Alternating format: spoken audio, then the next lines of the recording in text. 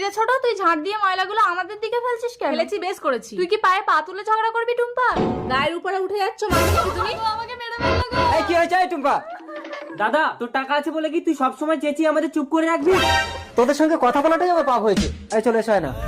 রাজু, তোমার দাদার মাছের ফিশারি আছে বলে এত টাকা। এই নাও, এই কেরোসিন তেলটা নিয়ে গিয়ে ফিশারিতে ঢেলে দাও। ঠিক বলেছো, তাহলে দাদার ফিশারি সব মাছ মরে যাবে।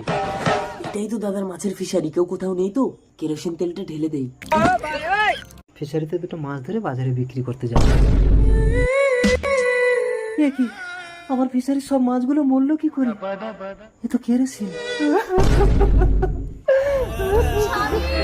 স্বামী, আমাদের ফিশারির সব মাছ মরলো কি করে?